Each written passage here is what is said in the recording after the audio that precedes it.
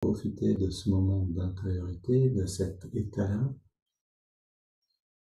pour entrer avec cette conscience dans la partie satsang et quelques mots maintenant sur l'amitié inconditionnelle, comment cette qualité peut être nourrie, pratiquée en fait dans la vie de tous les jours.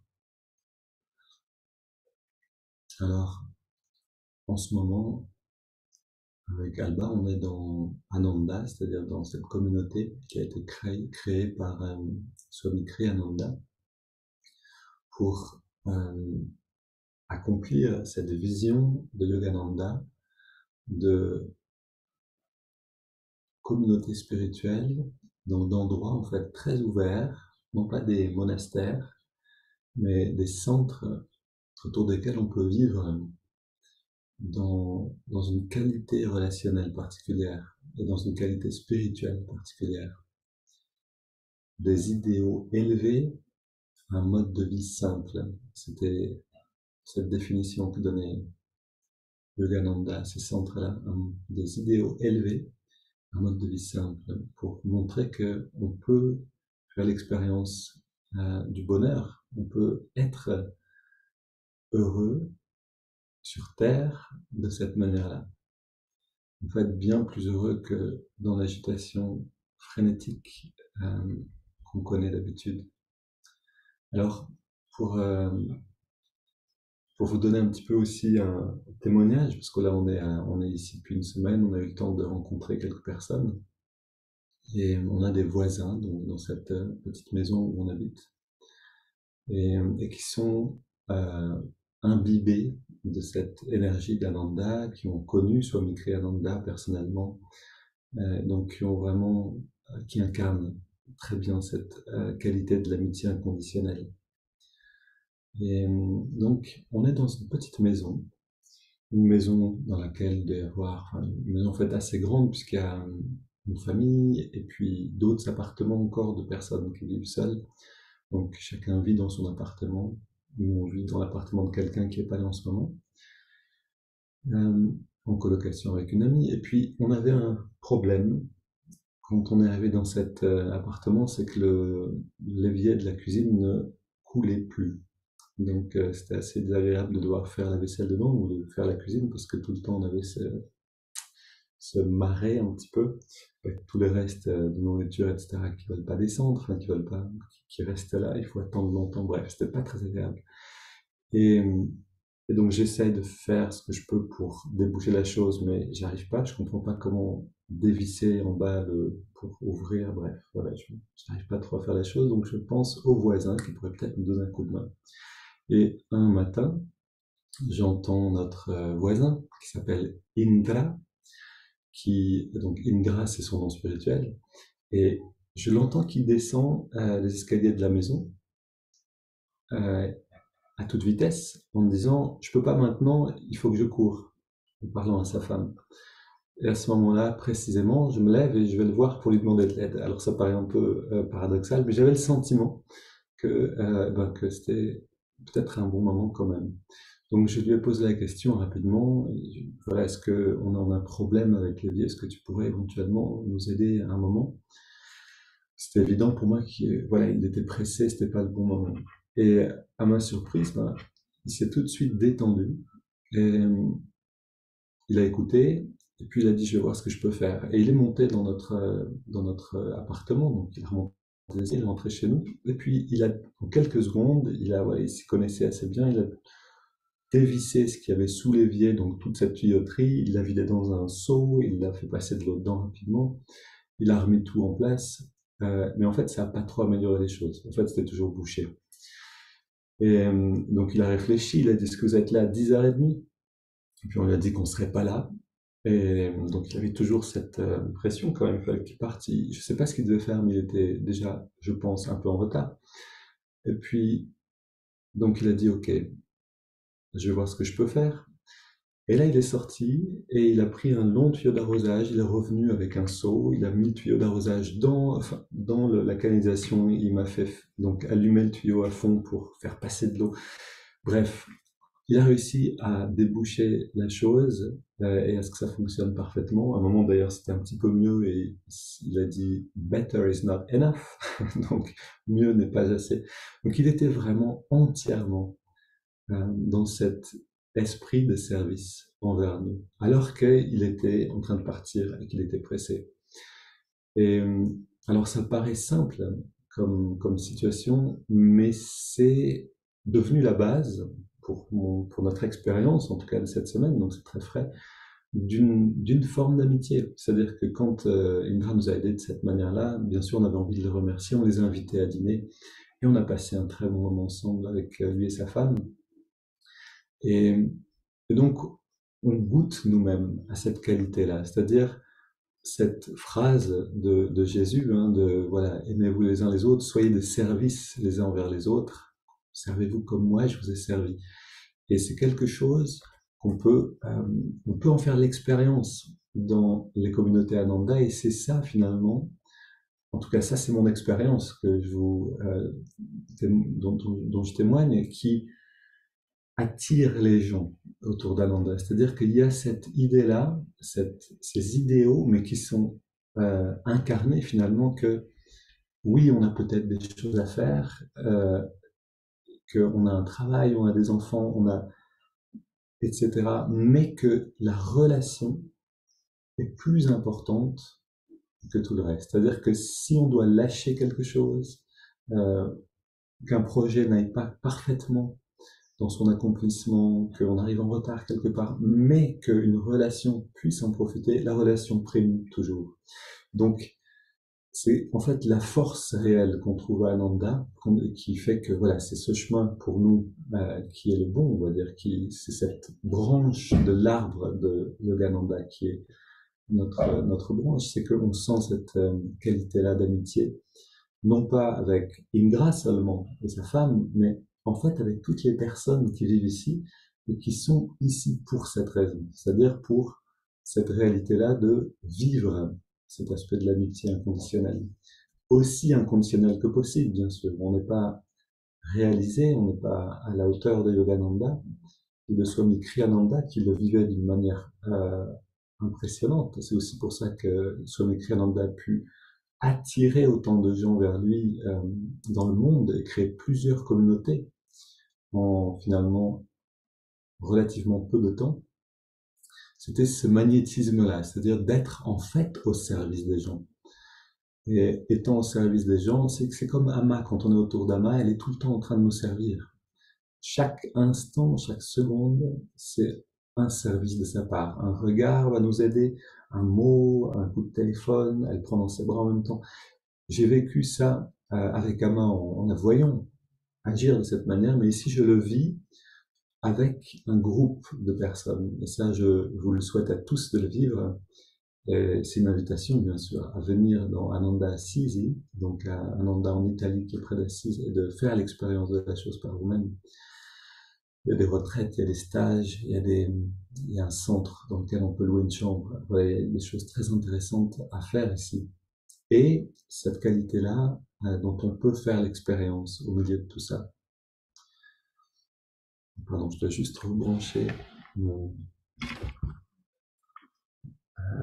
chargeur de mon ordinateur.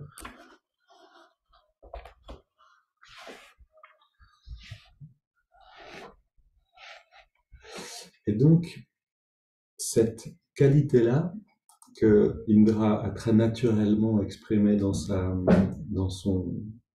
actions avec nous, c'est quelque chose qui se cultive, bien sûr. C'est quelque chose qui se pratique. C'est-à-dire que dans la fluidité que j'ai vue dans sa manière de lâcher prise, de nous donner toute son attention et de nous aider jusqu'au bout alors qu'il y avait des choses à faire, j'ai pu voir une fluidité qui montre une maturité et qui montre en fait un entraînement spirituel. C'est-à-dire que le fait de vivre dans une communauté va nous mettre dans cette possibilité-là, en fait, d'apprendre. Parce qu'il y a des gens qui ont besoin d'aide, il y a des gens qui ont besoin d'attention, des gens qui...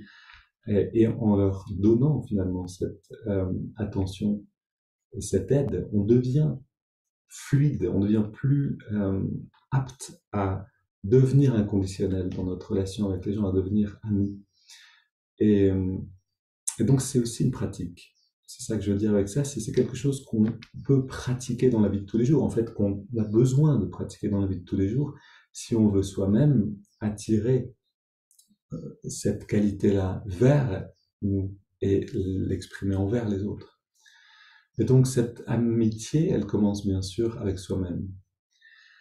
En fait, il y a une phrase de Yogananda qui peut étonner, mais qui est un enseignement précieux et qui dit le seul endroit euh, où l'homme, c'est-à-dire l'humain, peut faire l'expérience de la présence de Dieu, c'est le système nerveux.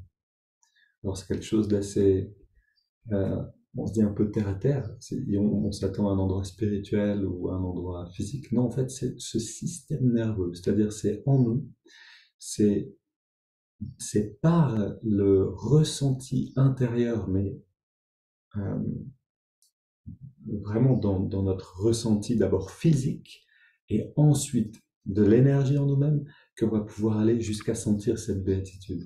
Alors pourquoi cette phrase-là? Parce que c'est que avec cette détente spirituelle qui nous permet dans le système nerveux de ressentir une forme de bien-être et d'aller jusqu'à cette béatitude, jusqu'à ce grand bien-être qu'on sent dans la méditation au moment de l'expansion, ce n'est que avec un système nerveux qui nous permet ça qu'on va pouvoir ressentir ce bien-être et le communiquer vers l'extérieur. Et à partir du moment où on peut le communiquer vers l'extérieur va le communiquer vers l'intérieur. Donc on va rentrer naturellement dans des amitiés d'une qualité particulière.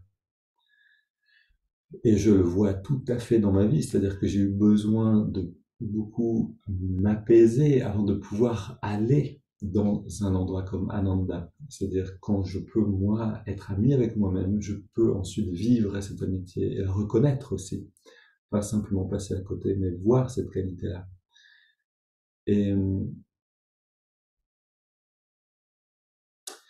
pour atteindre cette détente, on a besoin bien sûr de méditer. Ça, c'est la voie royale, puisque méditer, c'est littéralement euh, rafraîchir le système nerveux et aller dans un grand bien-être. Le grand bien-être qui est derrière la matière, derrière même l'énergie elle-même. Donc méditer, c'est important, c'est le plus important pour dire, mais aussi quelque chose de très important aussi, c'est comment on gère notre système nerveux dans la relation avec le monde. Et ça, c'est quelque chose aussi qui se pratique, c'est-à-dire de se apprendre à se poser la question de temps en temps, est-ce que je n'ai pas besoin maintenant d'être seul? Est-ce que je n'ai pas besoin maintenant de me retirer et de me régénérer dans le silence et la solitude? Parce que, et ça c'est dans une situation dans laquelle j'ai vécu longtemps, si on n'est pas conscient de ça, on est dans une constante demi-saturation. En fait, on peut difficilement réellement digérer des interactions si on n'a pas des moments de solitude et de silence. Et donc ça, c'est un état, je pense, dans lequel la plupart des personnes sur Terre sont, c'est-à-dire on est dans cet état-là jusqu'à ce qu'on réalise, ah, en fait, il y a un bien-être à l'intérieur, et ce bien-être, je peux l'atteindre si je permets à mon système nerveux de, de s'apaiser, en fait, hein, de sentir un certain calme. Et, et donc ça, c'est une première pratique, c'est-à-dire reconnaître quand est-ce que je suis en saturation, où est-ce que j'en suis si 0% c'est je suis complètement dans un bien-être intérieur et 100% c'est mon système nerveux sature, je peux plus recevoir de euh, inputs, de stimulation par les sens, je peux plus interagir avec les autres, j'en peux plus en fait, j'ai besoin de me retirer. Voilà, si on arrive à voir où on est, là j'en suis aujourd'hui à aller 30% ou j'en suis peut-être à 70% déjà, donc je vais faire attention de me donner un temps de solitude. Je vais peut-être manger seul aujourd'hui et en silence pour avoir ce temps-là où je vais prendre le temps de marcher dans la nature. Si j'en suis à 20%, je peux aller vers les autres. Si j'en suis à 100%, il faut que j'annule peut-être certaines choses dans la journée, que j'explique à mes proches qu'aujourd'hui je ne parle pas. Et donc, si on apprend à gérer, en fait, à devenir conscient de l'état de notre système nerveux et à le gérer, la, la digestion de nos interactions, puisque c'est vraiment ça qui, hop là, fait remonter la tension dans le système nerveux, notre relation avec le monde, on va pouvoir digérer en fait ces interactions beaucoup plus rapidement. Et donc on apprend à littéralement la digestion de l'esprit qui se fait d'elle-même comme pour le corps, mais qui a besoin de la bonne situation. On ne peut pas digérer physiquement si on est constamment dans le stress. Le stress empêche la digestion, va créer plein de problèmes d'inflammation, de porosité intestinale. De la même manière, si on ne se donne pas des moments de solitude et de silence, on ne va pas pouvoir digérer les interactions avec le monde, grandir à partir de cette relation avec le monde et se sentir bien et se sentir ami avec le monde, avec les gens autour de nous. Donc voilà, je voulais aujourd'hui pas parler trop longtemps pour qu'on ait aussi un petit peu le temps de parler ensemble, mais disons que c'est important de pratiquer cette base de la méditation, bien sûr, mais aussi de se poser la question. Ou si c'est pas la méditation, une autre manière de vraiment être, de se faire du bien, de rentrer en soi-même. Mais aussi de se poser régulièrement cette question, où est-ce que j'en suis maintenant et de quoi est-ce que j'ai besoin? Et de développer cette amitié inconditionnelle envers soi-même pour reconnaître, ok, j'ai besoin de ça, eh ben, je vais me donner ça. Comme notre voisin nous a si bien montré l'exemple, mes voisins ont besoin de ça, je lâche tout et je vais les aider parce que je sens que c'est juste. De la même manière avec soi-même. Ah, l'évier est bouché intérieurement, là il y a un problème, j'arrive plus à le digérer. Ok, j'arrête. J'ai peut-être beaucoup de choses à faire, j'en réduis un petit peu, je deviens ami avec moi-même suffisamment pour me donner ce dont j'ai besoin.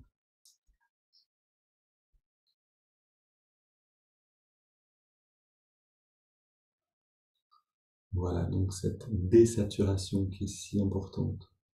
On a besoin de saturer, enfin on a besoin, on ne pourra pas ne pas passer par ces moments de saturation, c'est nécessaire de passer par là, c'est comme ça que l'esprit grandit en fait, hein. C'est en arrivant à la limite, puis en se détendant qu'on va avoir une limite plus lointaine, la prochaine on aura une limite élargie en fait, hein. On va élargir nos limites et on va pouvoir accueillir plus, porter plus, être plus amis encore. Donc on ne peut pas éviter cette saturation, mais apprendre à désaturer. Ok, donc voilà, c'était ces quelques mots de satsang. Maintenant, on a un temps encore pour parler ensemble, et je pourrais en profiter aujourd'hui. Je vais par contre arrêter l'enregistrement et ceux qui voient cette vidéo en ligne enregistrée, je les encourage à nous rejoindre. Donc pendant la semaine à 8 heures, on médite ensemble, méditation guidée. Le samedi matin à 8 heures, ce moment de réflexion, satsang, de partage aussi, euh, en grand groupe, en petit groupe. Donc on peut vraiment aussi rentrer en contact déjà les uns avec les autres. Voilà.